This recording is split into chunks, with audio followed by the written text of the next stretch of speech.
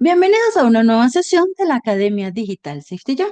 Hoy haremos una introducción a la comparación en cuanto a ingresos para el trabajador o el contratista de tener un contrato laboral versus un contrato de prestación de servicios. Normalmente estas contrataciones, estas liquidaciones de impuestos, de primas, de cesantías, pues corresponden al área de contabilidad o al área de talento humano de las empresas, no corresponden a seguridad y salud en el trabajo. Así que realmente no va a ser ese el enfoque que le vamos a dar en esta sesión, sino que lo que vamos a hacer es, bueno, si yo soy un prevencionista con contrato laboral y me quiero independizar, ¿cuánto debería ganar por servicios para que el ingreso al final del año sea el mismo o sea muy equiparable? Hay varias variables que lo van a cambiar, ustedes mismos saben, depende también la cotización del nivel de riesgo, no lo mismo. Ahí empieza a haber una diferencia de un 5 o 6%, pero vamos a tratar de hacer un ejercicio sencillo y poco a poco le vamos a meter algunos datos. Vamos a basarnos en términos generales a muchos elementos pues que están en el Código Sustantivo del Trabajo. Seguramente ustedes han escuchado de que es una prima, una cesantía, unos intereses de cesantías. Entonces vamos a hablar un poquito de ellos y el ingreso que le generan al trabajador. Para eso lo que vamos a hacer es trabajarlo directamente a través de una hoja de cálculo. Entonces voy a abrir aquí una hoja de cálculo. Entonces, vamos a tener dos elementos. Vamos a tener un elemento de nómina y vamos a tener un elemento de prestación de servicios. Es decir, vamos a comparar el ingreso que puede tener una persona que sea contratada por nómina o una persona que sea contratada por prestación de servicios. Ya de entrada nosotros sabemos que si el valor es el mismo, va a ser mejor un contrato de nómina. Una persona que tiene un contrato de nómina por 2 millones de pesos, pues tiene un mayor poder adquisitivo, un mayor ingreso, un mayor flujo de caja que una persona que tiene el mismo contrato de prestación de servicios por 2 millones de pesos. ¿Por qué? Porque en prestación de servicios, cuando nosotros tenemos un contrato de prestación de servicios, somos nosotros los que tenemos que hacer los pagos, aportes a seguridad social. Mientras que cuando nosotros estamos en un contrato laboral, en un contrato laboral, es el empleador el que realiza la mayor cantidad de los aportes y nosotros solo aportaremos un poquitico a salud y a pensión. Entonces tenemos aquí contrato laboral y contrato de prestación de servicio. Todos sabemos también que existen algunos ingresos que se dan en el contrato laboral que no son todos los meses. Entonces, yo todos los meses voy a tener un salario. Dependiendo de lo que gane, puedo o no tener un subsidio de transporte. Pero no todos los meses recibo intereses de cesantías. Eso es una vez al año. Las cesantías solo se hacen una vez al año. La prima se hace una vez cada 6 meses. Entonces, para nosotros poder hacer la comparación, podríamos hacerlo mes a mes tomando el pedacito de prima y cesantía, pero personalmente me gusta más hacerlo como los estadounidenses, hacerlo anual. Es por decir, ¿cuánto entra a mi banco al año? Porque al final lo que nosotros necesitamos es cuánta plata me va a entrar al año al banco, de cuánta plata puedo disponer. Para efectos de este ejercicio, vamos a suponer que la persona es, por ejemplo, no sé, un profesor, firmó contrato el 1 de enero y terminó contrato el 31 de diciembre. Entonces, el 31 de diciembre le van a liquidar primas, cesantía, vacaciones, interés de cesantías, etcétera, ¿no? Porque nosotros sabemos que si nosotros tenemos un contrato de larga duración en las empresas, pues nuestras cesantías van a ser consignadas en el fondo de cesantías. Es un dinero nuestro, claro, es un dinero nuestro, forma parte de nuestro activo, pero digamos que tiene unas limitaciones para su disposición, porque solo aplica para estudios, para hogar o para compra de vivienda nueva o para remodelación de la vivienda existente. Pero al final es un dinero del cual nosotros podríamos llegar a disponer en un momento. Entonces, para hacer el ejercicio más sencillo, porque finalmente eso debería entrar en el flujo de caja, yo lo voy a hacer anual. Entonces, voy a empezar a decir, bueno, ¿qué pasa en enero de cada año? En febrero. Y aquí, en prestación de servicios, pues será exactamente lo mismo. Vamos a empezar a ver ese flujo de caja. Entonces, ya tenemos aquí nuestra estructura mes a mes. Entonces, vamos a tener aquí los titulitos de las columnas. Entonces, aquí voy a tener, por ejemplo, salario, ¿sí? Porque cuando nosotros estamos en un contrato laboral, hablamos de salario. ¿Cuál es el salario que tiene el trabajador? Cuando nosotros estamos en prestación de servicios, no hablamos de salario, hablamos de honorarios. Entonces, aquí vamos a decir honorario. ¿Listo? Tenemos otro elemento que está en los salarios. Entonces, en los salarios tenemos otro elemento que son los subsidios. Vamos a suponer, para este ejercicio inicial, vamos a hablar del subsidio de transporte o el subsidio de conectividad. Tengamos en cuenta que estos subsidios únicamente los reciben los trabajadores que ganan 2 salarios mínimos o menos. Es decir, si ustedes ya tienen un salario de 3, 4 millones de pesos, pues no reciben subsidio de transporte ni subsidio de conectividad. Si ganan 2 millones de pesos, pues como es menos de 2 salarios mínimos, reciben subsidio de transporte y subsidio de conectividad. Y luego nos vamos a ir a que esto al final nos va a dar ¿qué? Un subtotal. Es decir, yo tengo un salario más un subsidio. Pero la empresa me va a hacer unos descuentos, un descuento de salud y un descuento de pensión. En ese descuento de salud y en ese descuento de pensión, entonces vamos a tener unos descuentos. Puede haber un descuento adicional del Fondo de Solidaridad Pensional, pero como en este ejercicio inicial vamos a hablar únicamente de que el ejercicio lo vamos a hacer inicialmente para uno o 2 salarios mínimos, pues no lo vamos a incluir, pero si no tendría que tenerse en cuenta un descuento adicional del Fondo de Solidaridad Personal para personas que ganan, si mi memoria no me falla, 4 salarios mínimos. Como el ejercicio lo vamos a hacer ahorita pequeño, no nos aplicaría. Entonces, eso nos va a dar un subtotal. Ahora, habrá unos meses en los que reciba la prima de servicios, las cesantías y los intereses de cesantías. Va a haber un tema de vacaciones y vamos a ver ya aquí el gran total. Entonces, vamos con el salario. Entonces, vamos a empezar con un salario básico. Recordemos que el salario mínimo en Colombia está en 1.430.000 pesos. Entonces voy a decir aquí que esto es formato de dinero. Creo que no me equivoco, creo que el salario mínimo está en 1.430.000. El subsidio de transporte este año es fácil porque el subsidio de transporte es 200.000 pesos, cerradito. Entonces, ¿cuándo se recibe el subsidio de transporte? El subsidio de transporte se recibe si el salario es menor o igual a 2 salarios mínimos, es decir, a 2.860.000 pesos. Si el salario es menor, vamos a tener un subsidio de transporte de 200.000 y si no, será de cero. Entonces, ahí me daría, en todos, me daría un subsidio de transporte de 200.000. Si yo le digo que gana 2.500.000, me va a dar subsidio de transporte. Si yo le digo que gana 2.900.000, ya no me va a dar subsidio de transporte porque depende del salario. Pero en este caso, esta persona, vamos a hacer el ejercicio súper sencillo, empieza a trabajar el 1 de enero, termina el 31 de diciembre y ese día le sacan su liquidación porque se acabó el contrato. Para hacer el ejercicio sencillo y no decir y cuánto ganaba el año pasado y cuánto viene, etcétera, vamos a hacerlo sencillo y lo mismo el de prestación de servicios. Empieza el 1 de enero y termina el 31 de diciembre. En este punto tenemos entonces que aquí vamos a tener es un subtotal. Entonces, ¿esta persona cuánto gana? Esta persona entonces gana 1.630.000 o recibe sus ingresos, digamos, son de 1.630.000, pero no va a recibir todo ese dinero. ¿Por qué? Porque el empleador le tiene que hacer un descuento del 4% de salud y le tiene que hacer un descuento del 4% de pensión. Es decir, que esta persona va a tener un descuento de 57.200 en salud y de 57.200 en pensión.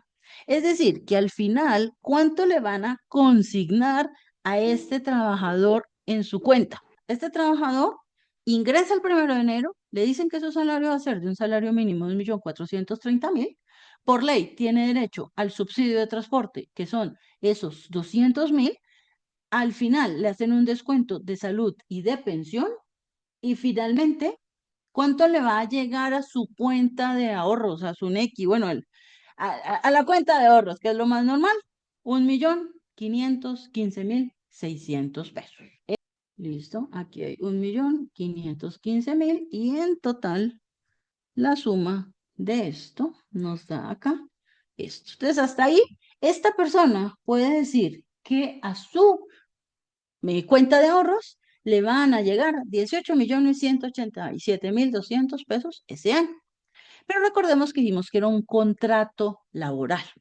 Además del beneficio del subsidio de transporte o del auxilio de conectividad, el auxilio de transporte, más que subsidio, sería más como un auxilio, la palabra correcta, este trabajador tiene como beneficio las primas.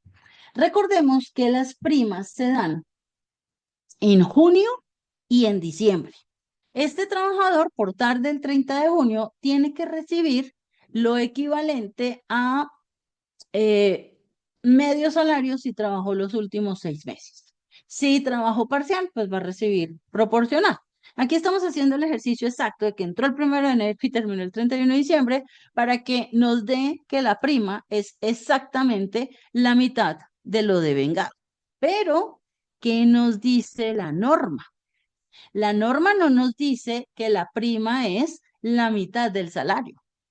La prima constituye lo que son ingresos y se tiene que tener en cuenta el salario y el auxilio de transporte. Entonces, la prima de este trabajador no son 715.000 pesos. ¿Por qué? Porque yo tengo que sumar el auxilio del transporte. La prima de este trabajador son 815.000 pesos. Se le debe entregar en junio, a más tardar el 30 de junio, y en diciembre, si se debe entregar antes de Navidad, a más tardar el 20 de diciembre. Entonces, esta persona va a recibir la prima de junio y antes del 20 de diciembre va a recibir la prima de diciembre. Y nosotros dijimos que este trabajador finaliza su contrato el 31 de diciembre. Entonces, cuando finalizó el contrato, le hicieron la liquidación. Y en esa liquidación le tienen que pagar las cesantías, los intereses de cesantías, y como él no tomó vacaciones porque estuvo todo el año trabajando, le tienen que pagar también las vacaciones. Vamos a asumir también en este caso que nunca tuvo una incapacidad laboral superior a 2 días, porque recordemos que las incapacidades de origen común no se pagan al 100% del salario, sino al 66%. Pero vamos a suponer que el mundo fue perfecto, el trabajador trabajó las los 12 meses, nunca pidió una licencia, un permiso, una incapacidad, nada, nada, tuvo su salario completico todos los meses con su auxilio y por lo tanto tiene derecho a las cesantías. Entonces, estas cesantías corresponden a un mes de salario, incluido el auxilio de transporte. Entonces, las cesantías de esta persona van a ser de 1.630.000. El salario promedio de los 12 meses, que en este caso es el mismo, 1.430.000, y se incluye el auxilio del transporte, que como todo el tiempo estuvo, porque si hubiera estado incapacitado de vacaciones, no hubiera recibido auxilio de transporte, nos cambiarían los datos. Pero para hacer el ejercicio más sencillo, vamos a hacerlo así. Todo fue perfecto, trabajó, nunca faltó, el empleado ideal, eso al otro día se lo renueva. Luego vienen los intereses de cesantías. Los intereses de cesantías son el 12% anual de las cesantías. Como el trabajador trabajó todo el año, entonces nosotros decimos, coja las cesantías y multiplíquelas por el 12%. Cuando ya hay trabajo parcial, ya entonces la formulita cambia un poco, pero por ahora nos vamos a quedar así. En trabajo todo el año, entonces tiene los intereses correctos, completos. Si el trabajador no se le acabara el contrato el 31 de diciembre, como estamos en este ejemplo, sino que el trabajador siguiera en su contrato, esos intereses de cesantía se le deben pagar antes del 31 de enero del año siguiente. Es decir, este trabajador en el enero del siguiente año, si aquí tuviera otra fila, en el enero del siguiente año, recibiría esos 195.600 pesos. Como en nuestro ejemplo hipotético lo estamos liquidando el 31 de diciembre, pues irían en la liquidación. Y tenemos las vacaciones. Entonces, ¿qué pasa? Cuando el trabajador no tiene el uso de sus vacaciones, no salió a descansar, porque cuando el trabajador sale a descansar, toma sus vacaciones, tiene de vacaciones 15 días hábiles. Entonces, prácticamente, si uno trabaja de lunes a viernes, son 3 semanas. Pero cuando el trabajador no tomó las vacaciones y se retiró, en la liquidación, las vacaciones se liquidan 15 días calendario. Como se liquidan ahí 15 días calendario, sería como si el trabajador hubiera trabajado medio mes. Ahora, en las vacaciones no hay subsidio de transporte. Entonces, ahí se le liquidarían los 15 días.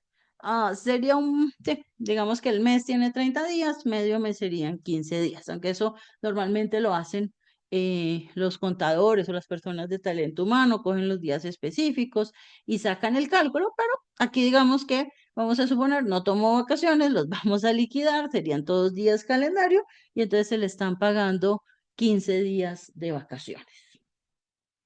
Eso significa que realmente a la cuenta del trabajador en ese año, durante todo el año, si sumamos todos los ingresos, este trabajador recibe en su cuenta en dinero 22.357.800 pesos. Vamos entonces a ver el ejercicio ahora con prestación de servicios. Entonces, ¿cómo nos va a cambiar aquí la prestación de servicios? Ahora, si yo le digo aquí que la persona gana, no sé, 2 millones de pesos, listo. Si yo le digo que gana 2 millones de pesos, pues bueno, recibirá en total al año 30 millones y pues obviamente las primas se suman, las cesantías, los ingresos y sigue. Pero aquí lo vamos a seguir dejando en 1.430.000 pesos. Nos vamos entonces por el de los honorarios. Vamos a ver cuántos son los honorarios. Entonces, vamos a suponer acá que vamos a tener unos horarios del mismo valor, de 1.430.000 pesos. El segundo elemento que debemos tener en cuenta acá es que hay unas retenciones. Entonces, cuando nosotros trabajamos por honorario, hay unos porcentajes de retención. Esa retención es lo que se denomina la retención en la fuente, ¿sí? Esos valores van a cambiar dependiendo del tipo de servicio que nosotros estemos ofreciendo y de, digamos, las normas contables que tenga la empresa en la cual estamos haciendo el servicio.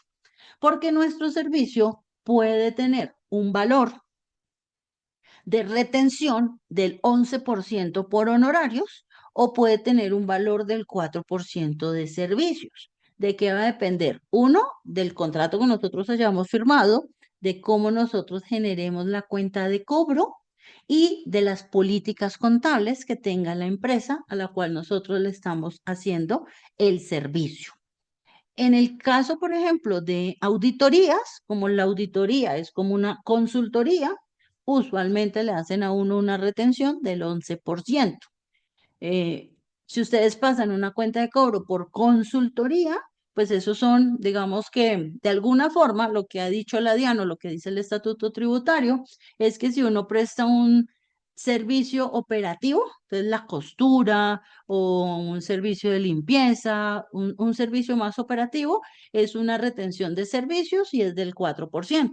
Pero que si yo presto un servicio en el cual está involucrado el intelecto, como es una consultoría, una asesoría, la retención es del 11%. Entonces, ese porcentaje puede variar. Muchas veces depende de cómo uno presente la cuenta de cobro. Si uno dice consultoría en seguridad y salud en el trabajo, es altamente probable que la retención sea del 11%. Como les decía, no siempre es fijo, va a depender también del contrato y va a depender de las políticas contables y también de la normatividad tributaria en el momento. Porque también depende de los valores. Entonces, eso normalmente está en VTs. Entonces, hasta el año pasado era más o menos como 3.100.000. Entonces, si uno pasaba una cuenta de cobro por 3.100.000, o ahorita está como en 3.300.000, no me acuerdo, no genera retención. ¿Por qué? Por el monto. siempre y cuando uno no tenga personas a cargo. Entonces, vamos a simplificar. Vamos a suponer que esto está en un límite y que la retención sería ya por consultoría, por, sí, por una capacitación, una cosa sencilla, pues uno seguramente le harían retención del 4%. Bueno, pues ya si uno va a cobrar más de 3 millones y pico, pues seguramente sí sea un contrato de consultoría y el contador le aplique todo.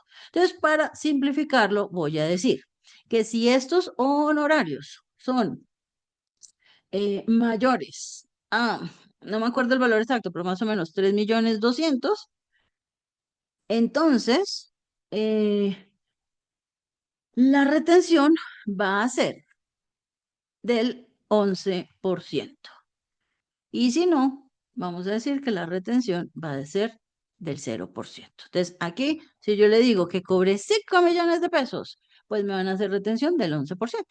Si yo le digo que no, que me quedo aquí con mi salario, con mis honorarios pequeños, porque yo en cada empresa estoy cobrando en esta 1.200.000, en esta 1.100.000. Ah, que la suma me da más, eso es otra cosa. Pero estamos haciendo el ejercicio de lo que nos aplicaría la empresa. Ahora, hay algunas empresas que son más exigentes y si le hacen firmar a uno de el total de los ingresos que uno tiene, y entonces, claro, como si mi total de ingresos supera el límite, pues ellos sí me hacen retención, pero digamos que a la práctica, la mayoría de empresas pequeñas y eso que uno ve no se van tan al detalle. Entonces, aquí diríamos que esto sería así.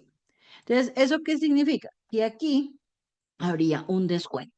Luego viene, entonces, el porcentaje de retención y esto sería la retefuente. ¿Qué es la retefuente? Pues los honorarios multiplicados por este porcentaje. En este caso, pues no habría retención en la fuente.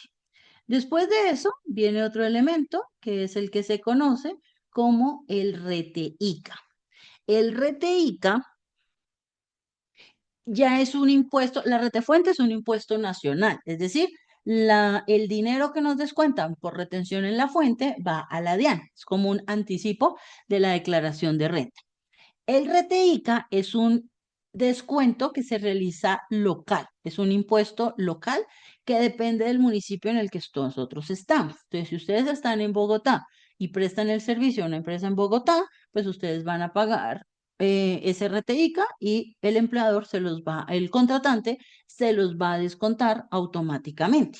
Entonces, ese valor de RTICA tiene muchos valores porque eso depende de la actividad que ustedes tengan, eso depende del código que ustedes tengan en el RUT. Puede ser 699, 8.50 y algo, 1101. Bueno, va a quedar con uno de los más comunes, que es el 9,66 por mil, que es uno de los más comunes, ¿sí? Simplemente para simplificarlo, porque ahí ya tocaría ir y mirar el detalle. Entonces, este sería el porcentaje de RTICA y vamos a colocar acá el RTICA. Entonces, el RTICA sería estos honorarios por este valor. No es mucho, puede ser más, puede ser menos, dependiendo también del código que ustedes tengan, si tienen código de ingeniero, código de psicólogo, código de profesor, también depende de su profesión de base, pues puede variar porque eso ya depende del estatuto tributario. Y depende del municipio en el que ustedes estén y el municipio donde vayan a ofrecer el servicio. Ahora, también a veces pasa que cuando uno está ofreciendo el servicio en un municipio diferente al que tienen el RUT, entonces yo, por ejemplo, tengo mi RUT en Bogotá. Si yo voy a ir a prestar un servicio, si yo presto un servicio virtual a una persona que está en Medellín, va a depender de las políticas contables de la persona en Medellín. Es posible que la persona en Medellín igual me haga el descuento y lo consigne en la Secretaría de Hacienda de Medellín. Es posible que diga, ay no, yo no me voy a meter a hacer descuentos porque eso me tocaría pagarlo en Bogotá, porque nosotros vivimos en Bogotá, entonces a veces no le hacen uno descuento. Pero de forma general, consideremos que la mayoría de los servicios los vamos a prestar en el mismo municipio donde residimos, así que algún descuento de RTICA hay. Puede ser un poquito más, un poquito menos, de pronto no son 13.000, pueden ser 4.000, 5.000 o también puede ser un poquito más, 15.000. Eso con respecto al RTICA. Vamos entonces con el tema de la planilla. El tema de la planilla de seguridad social. ¿Por qué? Porque recordemos que el contratista por prestación de servicios tiene que pagar su seguridad social. ¿sí? Esa ya no se la va a pagar el empleador. Sí, que si está usted en riesgo 4 o 5, el empleador le paga la ARL. Sí, pero igual usted tiene que pagar la planilla, salud, pensión, riesgo. Entonces, para hacer el tema no muy extenso, vamos a suponer entonces aquí lo siguiente. Entonces, aquí vamos a decirle, usted es 17. Entonces, cuando nosotros estamos por prestación de servicios, nosotros tenemos que pagar seguridad social como mínimo por un salario mínimo. Como mínimo, un salario mínimo. Nosotros tenemos que identificar cuánto gano y sacarle el 40%. Si el valor de mis ingresos es inferior, no, si el 40% de mis ingresos es igual o inferior a un salario mínimo, entonces nosotros vamos a cotizar por un salario mínimo. Pero si yo gano mucho más, si yo gano 10 millones de pesos, yo no puedo pagar seguridad social sobre un salario mínimo. Yo tengo que pagar seguridad social sobre el 40% de mis ingresos. Entonces, si mis ingresos son de 10 millones, pues tendré que pagar seguridad social sobre 4 millones de pesos. Entonces, aquí voy a decirle, entonces, yo lo que le estoy diciendo aquí es que me va a coger primero el máximo entre mis honorarios y el 40%. Entonces voy a dejarle este acá, sí, voy a dejarle este acá más bien. Listo. Entonces, esto se llama, ¿qué? El ingreso base de cotización. ¿Cuál va a ser mi ingreso base de cotización? Si yo gano un salario mínimo, pues simplemente pagaré seguridad social sobre un salario mínimo y bueno, ahí no es tan buen negocio, ¿no? A no ser que tenga varios clientes y pague una sola seguridad social por todos, pero eso es lo que nos dice la norma. Pero si yo llegara a ganar, por ejemplo, 6 millones de pesos por honorarios, pues yo debería pagar seguridad social sobre 2.400.000. En este caso, me voy a devolver a un salario mínimo. Uy, sí, me fue un numerito más, un salario mínimo. Entonces, 1.430.000. Entonces, ¿cuánto debería ser la planilla? Entonces, miremos qué vamos a pagar en la planilla. Cuando nosotros tenemos la planilla, ¿qué necesitamos? Necesitamos pagar el 16 de salud más el 12.5 de pensión más, vamos a suponer que de seguridad social, em, podemos cotizar sobre riesgo uno, sobre riesgo 2, sobre riesgo 3. ¿Eso de qué depende? Eso depende también de nuestra actividad económica. Voy a dejar el 2.436 como un promedio, pero si ustedes están en riesgo uno y cotizan por 0.522, pues ahí les va a costar un poquitico menos la planilla. El valor de la seguridad social depende del valor del contrato, de los honorarios. ¿Sí? Así como la prima de las cesantías y las vacaciones depende del ingreso, sin importar lo que yo les conté de salud y de pensión, aquí estos honorarios son tenidos en cuenta para calcular el ingreso base de cotización. Es decir, el ingreso base de cotización se hace sobre 1.430.000 y no sobre 1.430.000 menos la retención menos el RTICA. ¿Listo?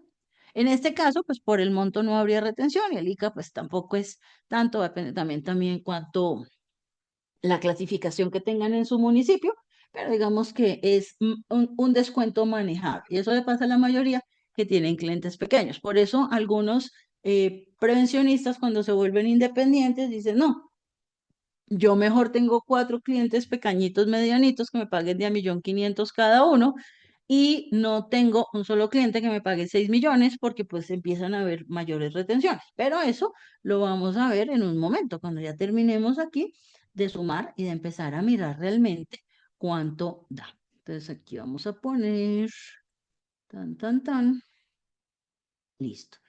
Entonces aquí viene, no, es que estoy poniendo una fórmula que no es, esta sí está bien, listo.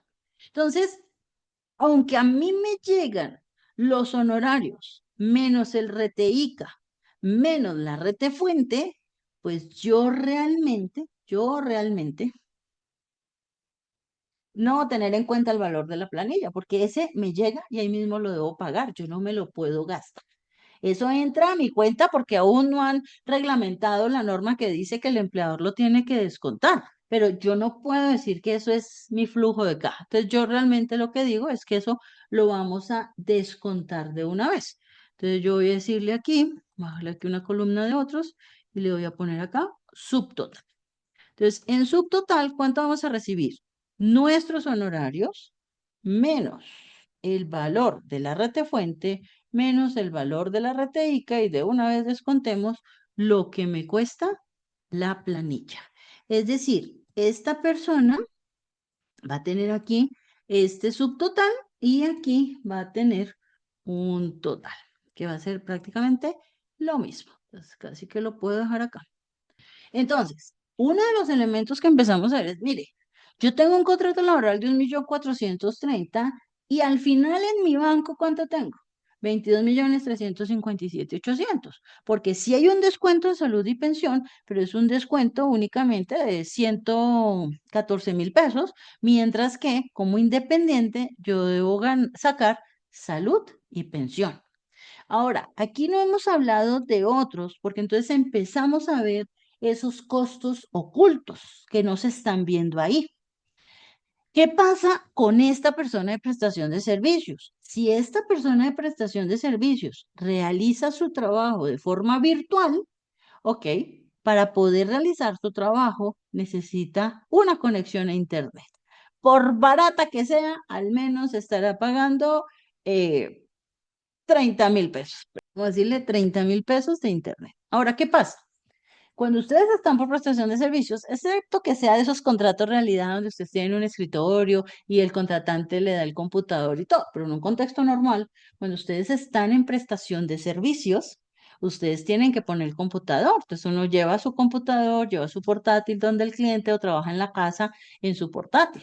¿Quién pone el computador? ¿El contratante? No. Si no, eso realmente no es un contrato de prestación de servicios, es una cosa extraordinaria que sea así. Normalmente lo pone uno. Si el computador se daña, ¿quién tiene que pagar el arreglo? Nosotros. Entonces, ahí es cuando seguramente ustedes habrán visto que en los contadores hablan mucho de la depreciación de los bienes. La depreciación, de una forma general, sin ser contadora, básicamente es ese ahorro que se va haciendo mensualmente para tener el dinero para que cuando ese producto deje de funcionar yo lo pueda cambiar. ¿Cuánto cuesta un computador en Colombia? Vamos a suponer que un computador en Colombia, normal, ni el muy, muy, ni el tan, tan, que así como hay unos maravillosos de 7 8 millones de pesos, hay unos de 1 millón que eso no les duran. Vamos a poner un computador promedio, un computador de 3 millones de pesos. Y ese computador promedio, ¿cuánto le dura a uno en promedio un computador? Vamos a decir que usted compró, mejor dicho, el último, el mejor modelo que pudo comprar hoy con 3 millones de pesos y espera que le dure 5 años.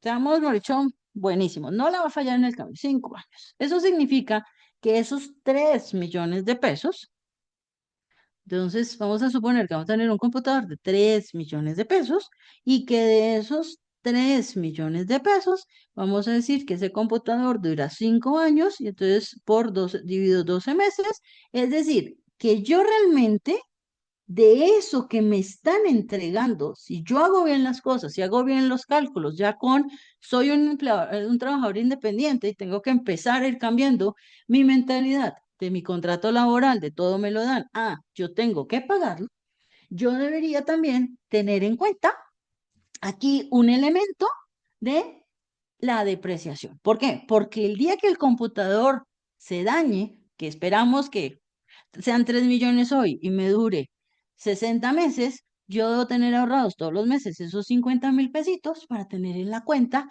la plata para comprarlo. Porque si usted va a comprar el computador con una tarjeta de crédito a las tasas que hay ahora de 20 y pico por ciento anual, lo difiere a 24 cuotas, pues ese computador le sale una cosa a los cosas, se está perdiendo plata.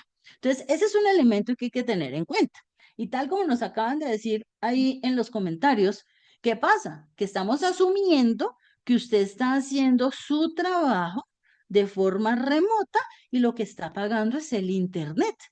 Pero si no es así, si usted lo que está teniendo es, además del internet, además de pagar el internet, se está transportando para hacer ese trabajo, pues ese costo también lo debería tener. Por ahora, entonces vamos a suponer que no, que el internet igual, muchos van a decir, no, pero es que aquí este también está pagando el internet, porque todos tenemos internet en la casa, ¿ok? Entonces no contemplemos el internet, porque igual todos pagamos internet independiente del tipo de contrato que tengamos. El computador sí, porque es mi herramienta de trabajo, lo voy a utilizar todos los días. Yo sí tengo que tener un buen computador para hacer mi trabajo. Entonces vamos a transformarlo aquí como transporte y vamos a suponer que coge Transmilenio, son 6.400, va a visitar al cliente 2 veces por semana, serían 13.52. Ahí daría un poquito más, voy a poner entonces que aproximadamente se le van 60.000 pesos en transporte, pero podría ser un transporte intermunicipal, podría ser que usted va a un vehículo y tiene que pagar los peajes. Vamos en otro punto que hay que tener en cuenta. Y es que esta persona que está realizando este trabajo va a tener un beneficio de salud porque está pagando la planilla de seguridad social y aquí nosotros pusimos el valor de la salud. Va a tener pensión, va a tener riesgos laborales, va a tener esta persona el beneficio de la caja de compensación familiar, ¿no? Porque hasta ahora no lo ha pagado. Ah, usted quiere tener el beneficio, porque la caja de compensación familiar, pues es una maravilla, los beneficios que uno tiene en salud, en recreación, más aún uno como prevencionista se acuerda que las cajas de compensación ofrecen muchas cosas, además si ustedes tienen niños menores, le da el auxilio escolar, además si tienen... Por ejemplo, si esta persona que tiene este contrato laboral, que gana un salario mínimo, tiene un niño menor de edad que está en etapa, está estudiando, le dan todos los meses un subsidio, como de 40, 50.000 pesos, no me acuerdo exactamente cuánto es. O si esta persona tiene un adulto mayor que depende de él, pongamos, el papá es un adulto mayor que depende de él, también es un subsidio, también como 80.000 pesos, no me acuerdo exactamente el valor.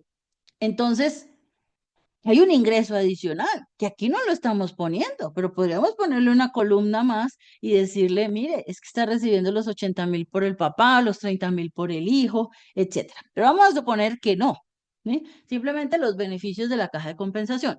Si yo quisiera aquí tenerle los beneficios de la caja de compensación, pues claro, yo me puedo afiliar como independiente, pero tendría que sumarle un 4% más, porque la tengo que pagar yo, no me la va a pagar el contratante. Entonces, si yo lo hago así, miren ahí cómo van cambiando las cosas. Si nosotros no le ponemos nada raro, no vamos a pensar en depreciación, no vamos a pensar en transporte, que igual se va a gastar por el trabajo, pero es que aquí sí nos están dando el auxilio. Si aquí no vamos a poner la caja de compensación, ¿sí? Vamos a decirle no, no vamos a poner la caja de compensación, lo vamos a dejar así. Aquí vamos a suponer que vamos a dejar cero en transporte. No, no, no, yo no voy a pensar en la depreciación. Voy a dejar aquí también cero y lo voy a dejar así, ¿sí? Mientras que esta persona que recibe un salario mínimo, al final del año, si no gastara ni un peso, va a haber 22.357.800 pesos en su banco. Esta persona de prestación de servicios, así, Mauricio, se vaya caminando, se va en bicicleta, el internet lo paga el esposo, el papá.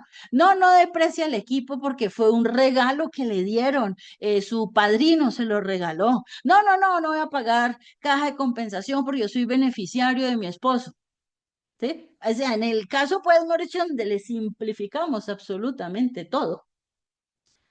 Esta persona, al final del año, si hiciéramos el mismo ejercicio, no gastó nada, sino únicamente las retenciones y la planilla porque le toca.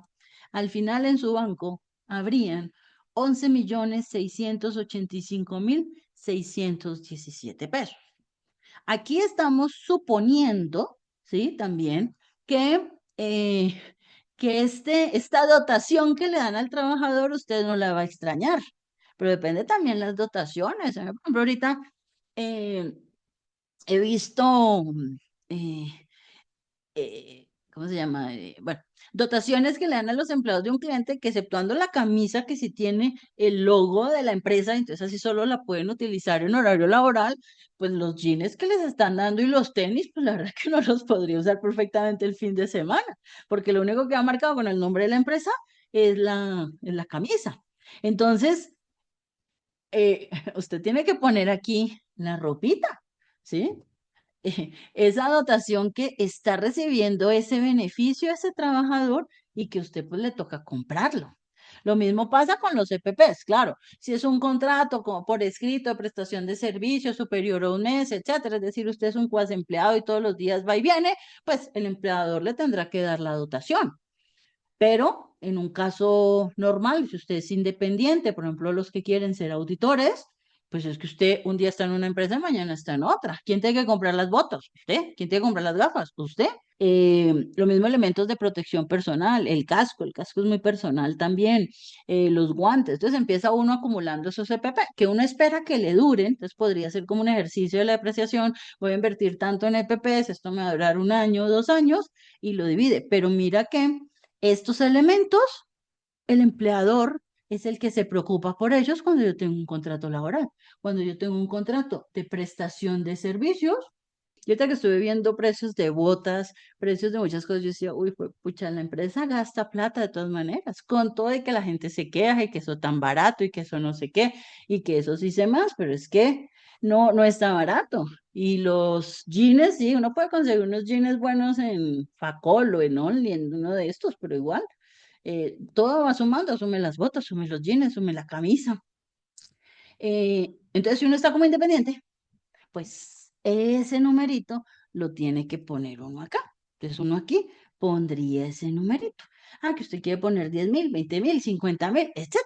Sí, no va a gastar pues 1.000.000 todos los meses, obviamente, pero supongamos que al año va a gastar en ropa, en EPPs, en todo, va a gastar 1.000.000 de pesos y le van a durar 2 años, supongamos, usted cuida bien la ropa, las camisas, cuida todo, bueno, pues 1.000.000 de pesos dividido 24 meses, pues son, ¿qué? 50.000 pesos mensuales, póngale ahí 50 y aquí 50 y aquí 50, ya le llega menos. Entonces, yo tengo acá que una persona que gana un salario mínimo, sin tener en cuenta todo lo que hemos mencionado acá, porque ahí sí, mejor dicho, se le baja y no le quedan ni 10. Si yo le dejo aquí como lo teníamos ahorita, supongamos 50.000 pesos. Supongamos que aquí la depreciación la dejo en 50.000. Y en ropa yo le pongo un promedio al mes, ropa, EPPs, dotaciones, etcétera. Y eso porque cuando uno es independiente también empieza a buscar mejor ropita. Yo sí, ya de los clientes de años, sí, ya me voy en jeans, ya no me da pena y en tenis, pero los clientes nuevos, si uno pues trata de ponerse una ropita un poquito mejor. Entonces también como independientes invertimos mucho más en ropa y en elementos de protección personal. Si yo lo hiciera así, mira que al final recibe, pero es que ni la mitad. Pero bueno, vamos a omitir por ahora estos de acá. Voy a dejar aquí cero, porque es que yo he visto muchos prevencionistas que están ganando mal, sí, no lo dudo, están ganando mal, pero que se lanzan a irse de prestación de servicios, no hacen bien las cuentas y no se dan cuenta que al final no hicieron un buen negocio.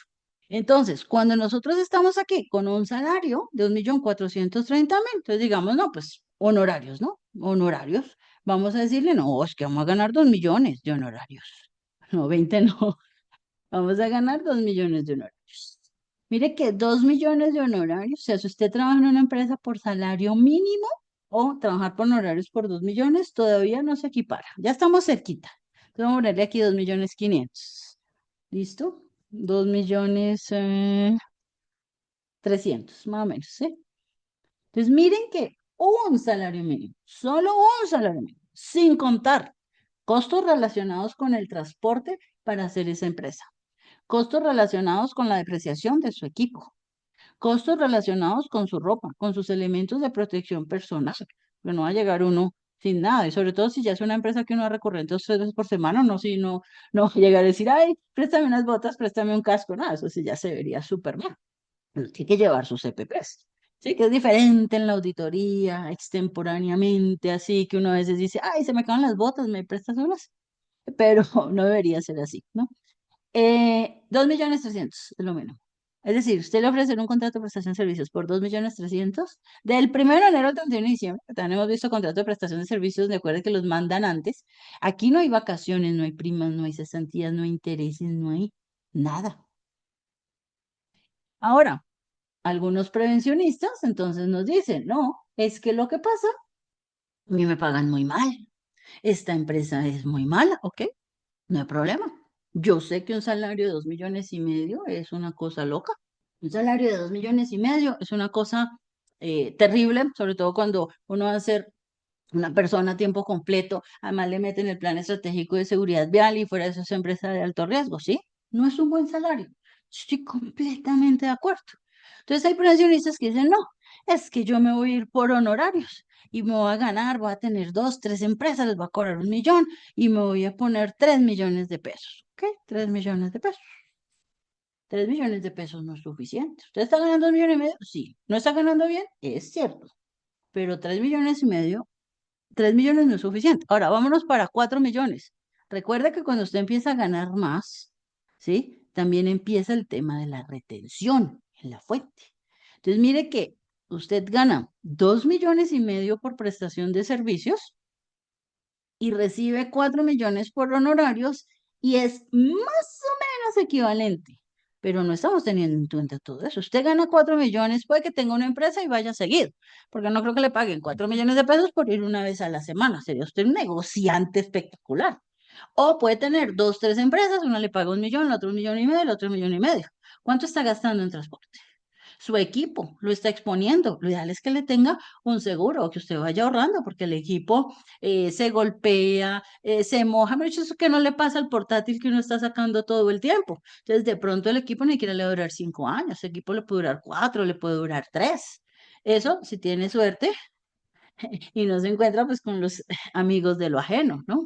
Entonces, esa depreciación es importante tenerla en cuenta porque es un gasto del negocio, no es un gasto de su hogar, es un gasto del negocio. Usted en su casa podría tener el televisor o utilizar el mismo computador de su hijo, de su hermano, de su esposo y ya, para ver Netflix puede utilizar el celular, ¿sí? Los elementos de protección, otros costos que puedan haber en el camino, que aquí hemos mencionado algunos, por ejemplo, la caja de compensación familiar, aquí no la estamos metiendo.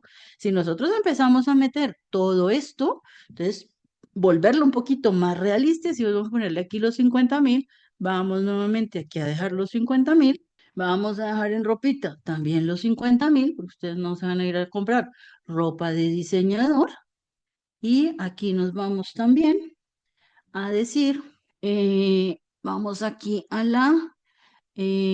al ingreso base, vamos a ir aquí, y aquí le vamos a sumar la caja de compensación. ¿Para qué? Para quedar en igualdad de condiciones, ¿no?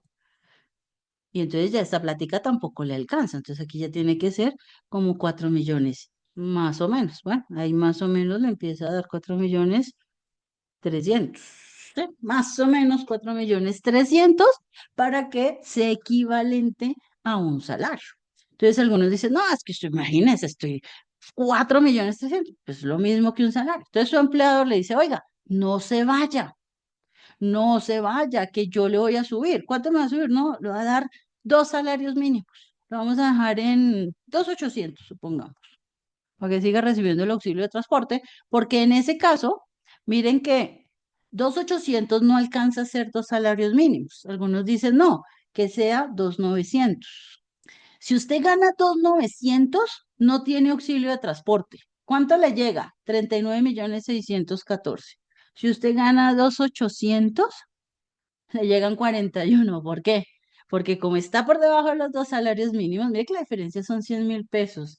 Por 100.000 pesos, usted dice, no, claro, págueme 2.900.000, ¿no? Le dicen, le vamos a dar 2.800.000. No, redéme los dos salarios mínimos, 2.900.000. Pues el que sale perdiendo es usted, porque con 2.900.000 le da 39.640.000, mientras que 2.800.000, al estar tan pegadito a los dos salarios mínimos, sin superar los dos salarios mínimos, usted sigue recibiendo el subsidio de transporte, 2.400.000 más son 41.000.000. Entonces, mire que su empleador le puede decir, mire, negociamos, no tiene que pedir 4 millones, no, empieza negociando, supongamos, un 10%, 2.800.000, ¿sí? 300.000 pesos más. Ah, pucha, pero es que aquí ya se nos fue a 41. Entonces, ¿aquí cuánto hay que poner? ¿5? Casi. 4.900. Más o menos 4.900 es lo que debe tener. Sí, 4.800, no, como 4.850, más o menos, solamente estamos haciendo los cálculos. Ahora, nos dicen dos cosas súper, súper importantes. ¿Listo? Entonces, aquí estamos diciendo, mire, usted tiene un contrato de 2.500.000, solicita un aumento a 2.800.000, no va a ser tan duro negociar con el empleador, pero lo deja por debajo de los dos salarios mínimos para que le sigan dando el auxilio. No es el mejor salario, yo sé que no es el mejor salario, pero es una realidad que estamos viviendo.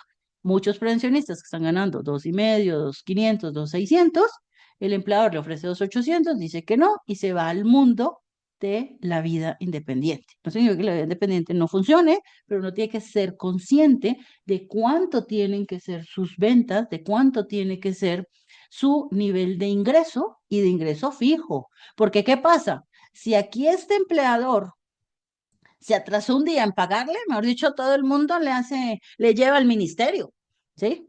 Aquí le pueden pagar a uno, hay unos que son muy juiciosos y le pagan a uno a los 8 o 15 días, pero también hay los que le toman a uno el pelo, no sobra el cliente que nunca le pagó a uno, y entonces usted empieza a ver disminuido este ingreso, ¿usted cómo va a cobrar? Otra cosa que nos están diciendo es, y las vacaciones, tal cual. Aquí no le hemos metido la columna, le metimos aquí el transporte, la depreciación, pero no le estamos poniendo el ahorro de las vacaciones, ¿sí?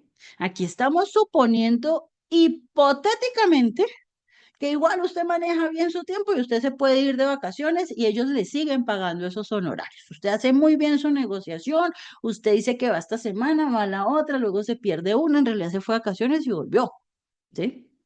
Ah, que no va a estar 100% desconectado, si tenga la plena seguridad, uno como independiente es muy raro que esté 100% desconectado, a no ser que ya tenga alguien en quien pueda, pues, delegar unas acciones. Pero eso es que usted se va a ir desconexión laboral, eso no existe. ¿Sí? Pero aquí vamos a suponer que usted, pues, realmente con estos honorarios no está trabajando las 200 horas al mes, o bueno, menos que ya son ahora, sino que está trabajando menos y le da tiempo para organizarse y poderse ir de vacaciones.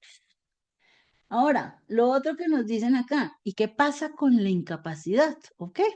Vamos a suponer que usted iba en su moto y tuvo un accidente.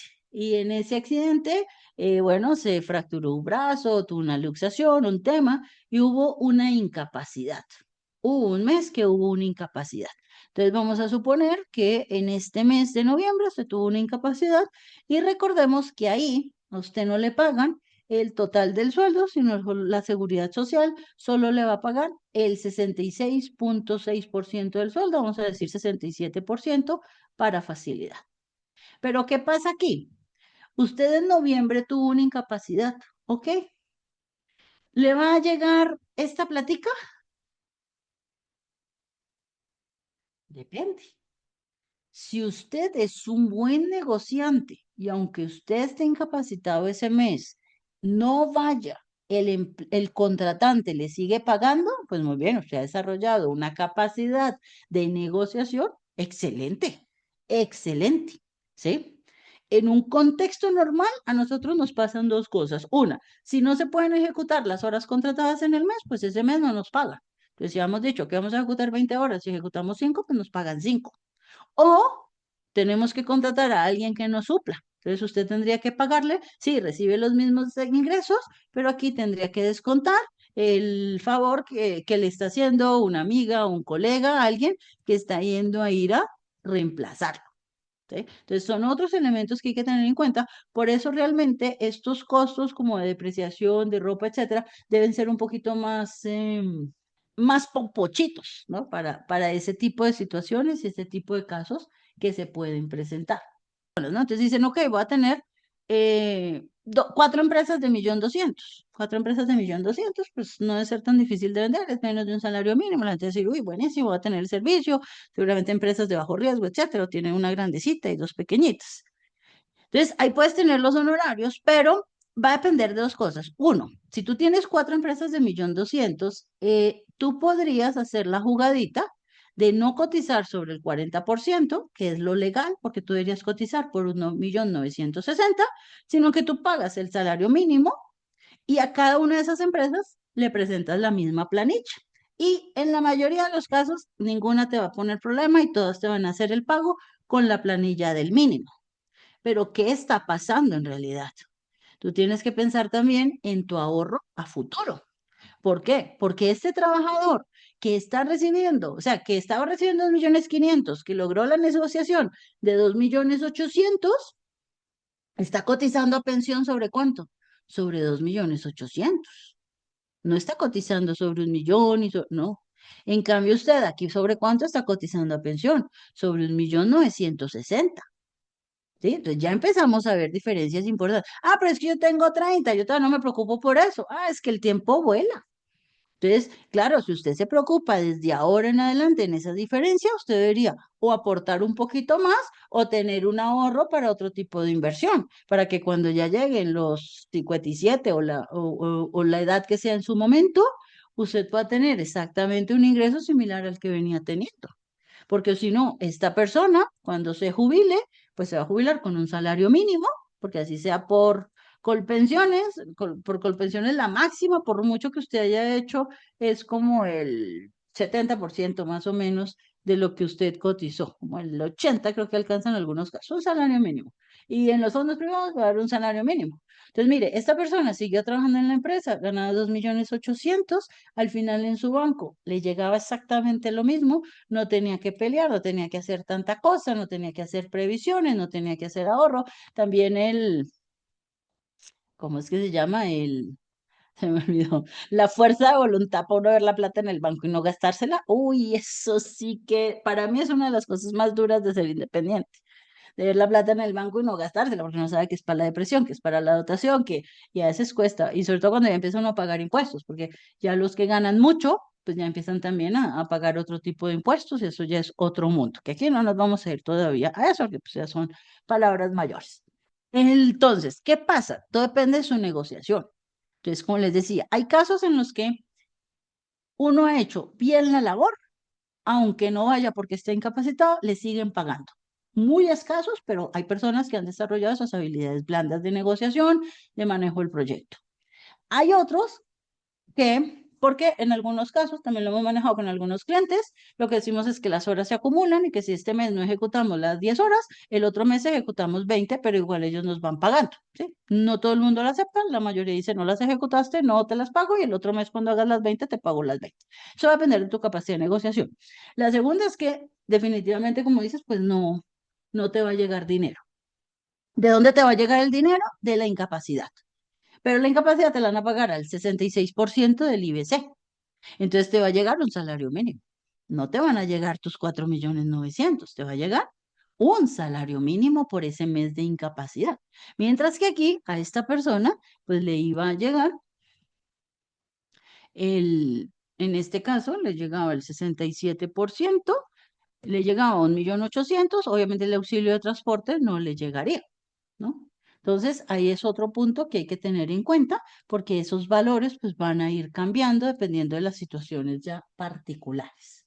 Las cesantías, si uno se queda sin trabajo, algo le queda en el bolsillo como independiente, si no ahorro que... Ah, claro, eso es completamente cierto. Las cesantías son un ahorro de que pues ya quieres estudiar, quieres comprar casa, bien las sacas. Si no, pues esperas hasta que te quedes sin trabajo y tienes ese ahorro. Si duraste 3 años, pues vas a tenerlo de 3 meses de salario para poder pues tener una tranquilidad para buscarte un nuevo trabajo. Aquí el contratista, si no es juicioso con el manejo de sus honorarios, si no empieza a invertir, a buscar otros mecanismos para ahorrar, para invertir, para tener otros ingresos, pues empieza a complicarse, ¿no? También veíamos la otra, ¿no? Que es que tú sí recibes los 4.900.000, pero como tú no puedes ir, subcontratas a alguien para que haga la labor. Y al subcontratar a alguien para que haga la labor, pues tendrías que pagarle a ese colega porque lo haga y pues finalmente va a bajar tu ingreso, pero podría llegar a ser, si es una capacitación, algo que no es muy complejo, pues podría ser bueno si haces una buena negociación con tu colega y si no termina quitándote el cliente, ¿no? Es que cómo funciona la vida independiente no significa que no se pueda. Lo que pasa es que hay que tener en claro qué es el contrato de un salario de 2.800.000 y qué es vender 4.900.000 todos los meses con toda la responsabilidad que eso implica, porque aquí seguramente no vas a ser el responsable de una empresa, sino dos, de tres, posiblemente cuatro, mientras que aquí solo es responsable de una empresa y fuera de eso vas a tener los mismos ingresos. Al final, el flujo de caja, el valor final en este pues, ejercicio es exactamente el mismo. Ahora te suben aquí a 3 millones, ahí te va a dar un poquitico más. Faltó uno. Aquí en 3 millones ya no recibe subsidio de transporte, pero mira que 3 millones todavía no sigue siendo bueno, o sea, sigue siendo mejor el 2.800.000, ¿no? Porque claro, aquí hay dos cosas. Una, ya estás recibiendo los 200 más del auxilio de transporte, ¿sí? Estás recibiendo 200 más porque estás ganando 2.800.000, no 3 millones. Ya no hay auxilio de transporte, pero están aquí los 200. Pero la salud y la pensión no se descuenta del auxilio de transporte. Entonces, aquí tú tienes los mismos 2.800.000, estás recibiendo 3 millones, pero el descuento de salud y pensión es solo 112, porque el auxilio de transporte no te genera descuento en salud y pensión. Entonces, por eso ahí te dan los 41. Pero aquí, cuando tú ya pones que ganas 3 millones, no sigue siendo todavía tan bueno, porque ya no tienes el auxilio de transporte y la salud y la pensión ahora te van a descontar 120. Entonces son 15.000 pesos todos los meses, por 12 meses, pues son como 180 y ahí está la diferencia, ahí está la diferencia de lo que teníamos ahorita. Entonces ya pasar de 3 millones, de 2.800.000 a 2.900.000 no es tan buen negocio, pasar a 2 millones, a 3 millones, está ahí como en el límite, pues la diferencia ya, por ejemplo, 3.500.000 se vuelve interesante, porque a 3.500.000 ya si te sube a 47. Para los 3.500.000, ya aquí necesitas por lo menos tener un equivalente de unos honorarios de aproximadamente como 5.700.000, 5.600.000. ¿Sí? Entonces ya ahí, como la retención ya empieza a ser el 11, ya todo empieza a manejarse de forma similar. Ahora, seguramente si tus honorarios son de 5.600.000, tienes 4 o 5 empresas, 50.000 de transporte no te van a alcanzar. ¿Sí?